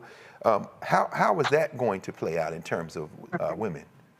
So on page 585 in this real life document, because some people like to believe that it's not a real life document, it talks about, it's actually labeled pro-life measures. And so, as you know, in the workplace, if you have a health issue, if you're a woman, you're having a baby, or any type of health issue, it may be abortion related, maybe you've had a miscarriage, and because of health issues, you may need what they're trying to define broadly as an abortion. You have health benefits that covers those rights. You also may have time off. You also may have support from Family Medical Leave, the Family Medical Leave Act, where you can take 12 weeks to care for either a baby or, your spouse or partner who may have experienced some type of birth. Well, under this act, if it's in any way related to abortion, all of those rights are removed. You would not have time off. You would not have access to health providers. They would not allow the employer to provide health benefits to anyone who has an abortion-related event. So, quote unquote, from the Project 2025, it says, no employer is required to provide any accommodations or benefits for abortion, no time off, basically no care. This is my paraphrase. If you have anything related to abortion, so even if you're a male and your wife had an incident or your partner had an incident regarding something that was abortion related, it would not be covered and your job would be in jeopardy. I tell you what, you know what, people might think, well, that's far-fetched to compare this vision to Margaret Atwood and Handmaid's Tale, but that sounds just like Gilead. I think your comparison is right. It is. Right on the nose. Let's bring our panel in to raise some questions and be in conversation with Dr. Thalay Thatch. Kwame Jackson, questions for Dr. Thalay Thatch. Dr. Thatch, I want to thank you in particular for dissecting this document and revealing even more about what I want to call a roadmap to a purge. That's what this is. This document is a roadmap to a complete purge within the federal government structure to get out all expertise, to get out all longtime service professionals in the federal government and put in Donald Trump loyalists, people who are religious zealots, people who want to roll back rights for women and purge that whole structure so that those people can come in and implement this playbook. So be clear that this is a roadmap for a purge. And this roadmap for a purge, we've seen this playbook before. If we go back to Reconstruction and the end of the Civil War, and we said, okay, America's at a reset point. We're at a tipping point in terms of where we're going to go. And we know that the Redeemers came along, the Redeemers, the former Confederates, who went back into government and started writing out laws to come back and say, we're going to institute Jim Crow, we're going to institute sundown towns, we're going to institute a whole roadmap for a purge. And so we've seen this playbook before. America is now at another precipice where we have to really back away from that and know that we can fight it. I know in a lot of my work, I do a lot of diversity, equity, and inclusion work with the University of North Carolina and battling a lot of what's happening in that state. I do a lot of work with corporate partners on the same side and have for a long time. My question to you, Dr. Thatch, is how do we start to battle some of the nuanced corporate DEI anti-work that's in Project 2025, as well as at the academic level with cases like the University of North Carolina, cases like Harvard that are rolling back affirmative action? What would you recommend as 2 or 3 strategies that we start to use to battle and push back against this roadmap for a purge, particularly within that DEI space? Yeah, great question. So in my recent book, The Diversity Dilemma, I talk about a roadmap that involves the 7 A's. And I won't get into all of the 7 A's, but some of the A's involve awareness. And so honestly, as you know, as a DEI professional, this is the biggest part of the work, is making sure that in our workplaces that we are aware that these tools, that these resources, that these that this exists, right? Project 2025, when I'm working in my everyday HR job, people have no idea what I'm talking about. They don't believe that Project 2025 exists. So that's why I started putting page numbers, printing it out, showing it to people. So that's step number 1. And then, I'm really grateful that I get to work with organizations and clients who, regardless of how the government is moving, they are committed. These organizations have values around inclusion and equity. They believe in keeping the E in equity, unlike some organizations. And so, the reality is the fight will always continue, whether the federal government steps in. And, honestly, I feel so bad for federal employees because the first few pages of this document is about getting rid of them, about taking away their retirement benefits, about laying them off. And they're just like, I don't know how many we're going to get rid of, but we're just going to get rid of all of them. And so I think our first ally could be the federal employees, making sure that they know their rights. They're trying to get rid of unions. So how can we align with unions to make sure that we're all on the same page and in the same fight? But again, if you have union members who don't believe the document exists and they don't believe there's a problem, so I think our work is really awareness, education, making sure that companies are actually aligned to the work around inclusion and equity, and then it's taking action. You know, taking action like me today, being here, making sure people are aware you and this amazing platform is taking action, because we're gathering a movement. Yeah, and you know, Dr. Thatch, it's funny because it's important that we're all out here kind of spreading the gospel around Project 2025 and making sure that people are hearing that good word. But at the same time, one of the other nuances that I just picked up yesterday and I did not know was that J.D. Vance, obviously the vice presidential candidate, wrote the foreword to Project 2025. So not only did he write the foreword, but they're trying to backpedal and moonwalk out of this thing so quickly, and people don't even understand that he wrote the foreword for Project 2025. That was an opportunity for Tim Walz to really call that out that I didn't even know. And so we need to constantly be educating, constantly tying people back into this plan and saying, if this is what you believe, if this is what you put pen to paper to put forward, that you need to be held accountable. So I want people to know that J.D. Vance wrote the foreword to Project 2025. And may I add to that, there were over 140 of Trump employees, former Trump employees in some form or fashion, that wrote this document. Yep. That's a fact. Critical. Okay. So we're going to try to squeeze in Dr. Thatch just in a quick second. Jade Mathis, anything you have to add, questions, comments for Dr. Thatch before we go to break? Question, Doctor. Good evening. So one of the things I ask is from a legal stance, right? What does that mean for the EEOC? Like, what does that mean for those type of complaints? What does that mean for private companies? What does that look like? Because if there's no more protected class, you know, or discrimination based on race, color, religion, sex, national origins, what does that mean? And then who's accounting for any discrimination? Or is it just there's no account for it? Like, what does that look like long term? Are there any alternatives? Really, no. So we would be going back to the time before we were able to have civil rights. So rolling back Title VII, they're rolling back words like disparate impact, which is the #1 theory that allows us, the framework that allows us to have a lawsuit with the EEOC. So in the document, they are dismantling the EEOC. So the purpose is to remove the power from the EEOC and to remove those words, and I'm not an attorney for the record, to remove those legal cases that could support a racial claim. So you're absolutely right. There would not be any recourse.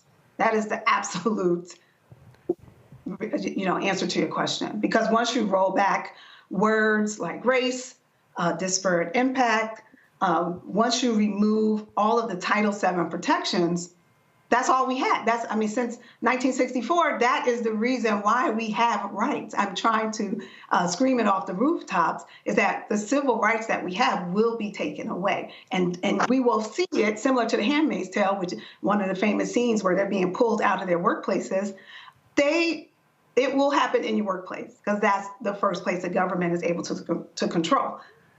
It can actually control it right now with the Patriot Act, and we won't get into that. But there's measures in place to protect us in the workplace under Title VII. So that is why Title VII is the main act that is under attack with Project 25, because they know once they roll that back, there will not be any recourse. Absolutely. Thank you, Jade. And, it's interesting, Kevin Roberts, as we know, who heads up this project, he wrote his dissertation down at the University of Texas, Austin, on all things, the Haitian Revolution to Nat Turner's Rebellion. So his vision for us in this country is wrapped around a concept of how black people just need to get down and lay down and assimilate. These people are not playing with us, and we need to stop playing with them.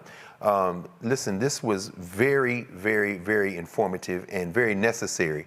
As you know, Dr. Thatch, this is an ongoing segment here at Roland Martin Unfiltered, but you have filled in well and set a standard, I think, as we go forward in terms of a close read and putting it in a place where, as Joe Madison used to say, the goats can get it, we can all understand.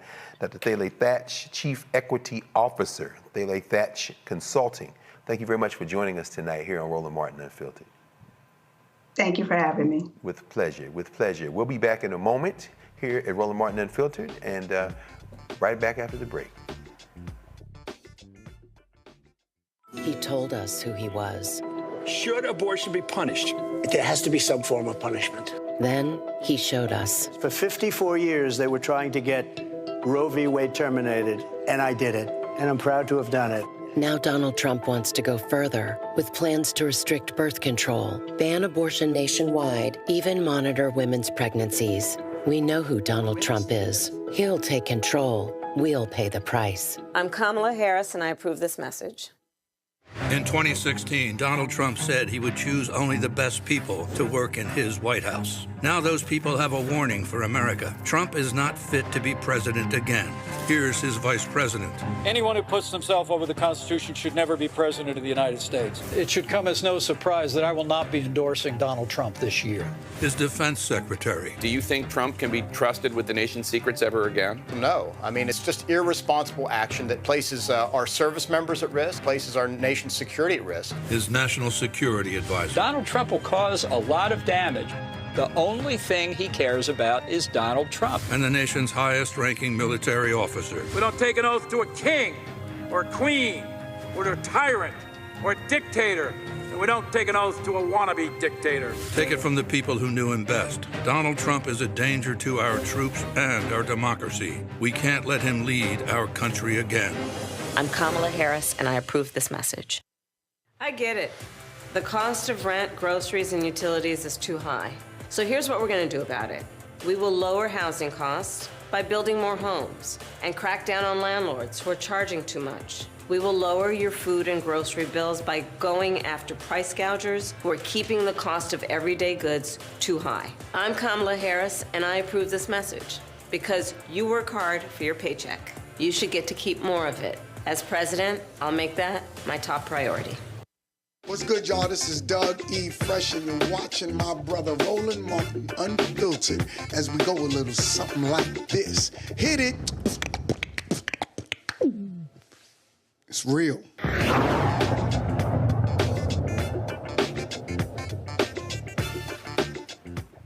Welcome back to Roland Martin Unfiltered here on the Black Star Network. Remember to support the Black Star Network. Again, one more night of reasons why. We saw this entire suite of stories today.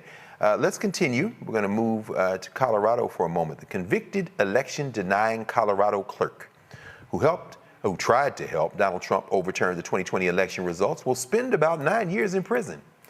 A jury convicted Tina Peters last month of allowing a man associated with My Pillow's Mike Lindell to enter the Mesa County election system after the 2020 election.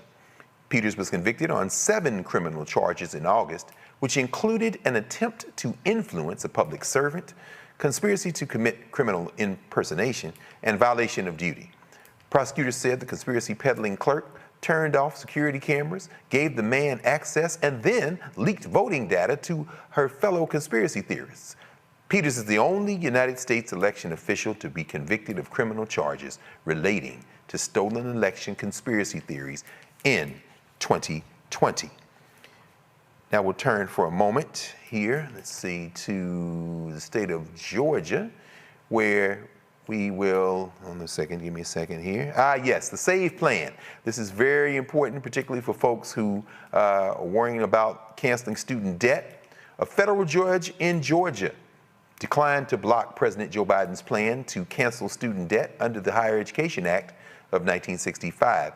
This decision was made in response to a lawsuit from a group of GOP state attorneys general who sought to stop the relief's implementation. Judge Randall Hall ruled that Georgia was the improper venue to file the lawsuit, and he's transferring the case to the federal Eastern District of Missouri. Missouri's Attorney General was among the plaintiffs who filed the lawsuit, and the case argued that the student loan company Mohela, some of you all know that acronym and know it well, overseen by the Missouri state government, would suffer revenue loss from any form of debt relief. The Supreme Court, of course, struck down Biden's first attempt at broad debt relief after finding Missouri had standing to sue given the harm Mohela would suffer. So let's start with this student debt question. Well, either story, if either one you want to comment. Jade, any comment on either one of these last two stories? I'm just thinking about all this legal trickery and chicanery and who has standing and who doesn't to try to stop people from getting their student loan relief. Well, I do want to first address the Colorado clerk because I feel like justice. We have one piece of justice that was served tonight. She's 68 years old. You know, she actually claimed that she had health issues, alleged she had health issues, and asked for probation. However, the judge in this case and the jury in this case, I think, got it right. 8.5 years, 8.5 years. However, one thing I would say is that I love me a good judge who is slick on the tongue, was educated and slick. Let me tell you some of the things the judge said to her during sentencing. He said, "You are as defiant as any defendant this court has ever seen. You're no hero. You are a charlatan." He also said during the sentencing, They also said during the sentencing that he believed that she was not charged and convicted of this. Given the opportunity, she would do it again. And I think that is the true definition of justice. The judge did their job, the jury did their job, and I'm very impressed with it. I think that was the correct decision to make. And 8.5 years is a generous amount of time that you're serving, particularly if you're 68 years old. Lord have mercy. She in jail. Kwame, any thoughts, brother? Yeah, I would add to Jade's excellent commentary, and I would say this, that folks need to know that they can't mess around and they can't play around with elections, and that those things have consequences. We have to understand that this is serial behavior. This is not a Colorado issue. This is the fake slate of electors, the fake slate of electors in Michigan, the fake slate of electors in Georgia, the fake slate of electors in Arizona. This is serial behavior that happened state by state that was orchestrated through all the chicanery and kind of backroom deals in the Republican MAGA side of the party. So we have to understand in order to stop that serial behavior, there have to be consequences. So folks need to understand they cannot mess around, and that this was a great way to attack that MAGA agenda to subvert our election process. My goodness. Well, I tell you, it is a hell of a case to have been decided with a month to the election. Of course, early voting has already started, so election day isn't November the 5th. It doesn't have to be. It's not only November the 5th. Y'all can register and get in line now and do that as we speak. You know, we didn't get a chance to get to this story today, but I'm sure we'll be coming back to it in future days because we just started the month of October. We know that is Domestic Violence Awareness Month. I have a number of friends, some of my students have made the comment in the wake of what's going on with Sean Combs in particular. This has taken on an added platform and significance, and Roland Martin Unfiltered, of course, we're here, Roland Martin Unfiltered, are covering this issue, this ongoing issue, until it's not an issue. That's our vision. But we're gonna, in order to do that, it's gonna take some work. You know, here we are, we've reached the end of the show, and Kwame Jackson, political strategist out of Los Angeles, California, and Jade Mathis, Counsel, District Legal Group here in Washington, D.C. Thank you both for joining us. Look forward to the conversation that we'll be having going forward, and we'll be back in this community on Thursday nights as usual. If you are not yet subscribed, if you're not yet a supporter to the Black Star Network, please, by all means, do that. You know how to do it. You can subscribe. You can check us out on iPhone, Apple TV, Android TV, Roku, Fire TV, Xbox One, Smart TV. Understand that we're looking for donors to the tune of $20,000 at $50 a year. That allows us to support the budget here at the Black Star Network. It isn't just Roland Martin Unfiltered. It's a bevy of shows, and Roland and the network have allowed me to host one called The Black Table. We usually come on Fridays. We got new shows in the can coming up. You see there on screen, PayPal, Venmo, Zelle. There are ways, many ways to support on PayPal, paypal.me/Roland Martin Unfiltered, Venmo, venmo.com/RM Unfiltered, and Zelle, Roland@RolandMartin.com. and Roland at RolandMartinUnfiltered.com. Those who do snail mail like my mom and them do, we want the kind of money that folds, not the kind of money that jingles. You saw the P.O. box up there. Shout out to the great John Amos, Mr. McDowell, his daughter, telling them at the Miss Black Queens pageant, we want the money that folds. P.O. Box 57196, Washington, D.C., 20037-096. In the words of Roland S. Martin, traveling back from Alabama, will end the way he would end, with the two fingers. Holla. Folks, Black Star Network is here. Oh, no punches! I'm real revolutionary right now. Support this man, Black Media. He makes sure that our stories are told.